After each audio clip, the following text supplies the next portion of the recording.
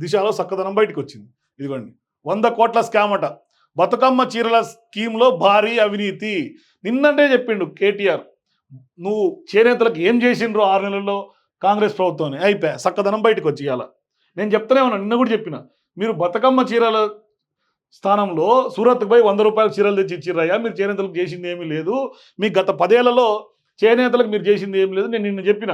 ఇవాళ దిశలో వచ్చా 1000 కోట్ల స్కామ్ అట. బతుకమ్మ చీరల స్కామ్లో భారీ అవినీతి, బీఆర్ఎస్ లీడర్ల బినామీలే సూత్రధారులు. మరి ఈ బినామీ లెక్కలేంది? కేటీఆర్ ఈ బినామీ లెక్కల గురించి ఆన్సర్ చేయాలి, వాస్తవానికి ప్రూవ్ చేసుకోవాలి. ఇవాళ బినామీలు ఇంతమంది ఆరోపిస్తుంటే నువ్వు కనీసం ప్రూవ్ చేసుకోలేకపోతున్నావు అంటే అది ఎవరి వైఫల్యం? మీ హయాంలో బినామీలు జరగలేదా? బినామీలు లేరా? ఏంది కథ చెప్పండి. ఇప్పుడు కాంగ్రెస్ పార్టీ రైట్ ట్రయల్గా రేవంత్ రెడ్డి గారు సోదరుడుగా ఆయన కంపెనీలో 1000 కోట్లు ఇక్కడ పెడతామని డైరెక్ట్గా ట్రాన్స్పరెంట్గా నిర్మమాటం లేకుండా బాహాటంగా చేస్తుంటేనే ఇవాళ మీరు విమర్శిస్తున్నారు. మీ దొంగ వ్యాపారాల కథ ఏంది? ఇది చెప్పండి ముందు. బీఆర్ఎస్ లీడర్ల బినామీలైన సూత్రధారులు అయిపోయా. సూరత్తు B1 నుంచి కిలోల చొప్పున కొనుగోలు, పీసులుగా కట్ చేసి రంగులద్దినటువంటి వైనం, చీరకు 25 నుంచి 30 వరకు వ్యయం, ప్రభుత్వం నుంచి 200 నుంచి 250 వసూలు. అంటే ఇక అక్కడి నుంచి చీరలు కూడా కొనుక్కరాలే. మీరు లంసంగా పెద్ద పెద్ద తాన్లు తీసుకొచ్చి మీరే కట్ చేసి మీరే రంగులేసి 25 రూపాయల నుంచి 30 రూపాయల్లోనే చీర తయారు చేసి 200 నుంచి 250 రూపాయలు ప్రభుత్వం అమ్ముకొని బిల్లు చేసుకున్నటువంటి పరిస్థితి. ఇది మీ చక్కదనం క్లియర్గా కలుస్తూనే ఉంది. సెంటిమెంట్ పేరుతో ప్రజాధనం దోపిడీ, స్కీమ్లో అవినీతి జరిగిందని ఇప్పటికే సీఎం విమర్శలు, స్కామ్ లెక్కలపై ఆరాధిస్తున్నటువంటి అధికారులు. దీని మీద విచారణ చేయాలి సీరియస్గా. అసెంబ్లీ కమిటీయో, క్యాబినెట్ సబ్ కమిటీయో, లేదంటే ఒక జ్యుడిషియల్ ఎంక్వైరీయో ఏదో ఒక విచారణ జరగాల. చీరల స్కామ్కు సర్కార్ బ్రేక్, చీరల స్కీమ్కు సర్కార్ బ్రేక్, నేతరుల కోసం కొత్త పథకాలు మంచిదే.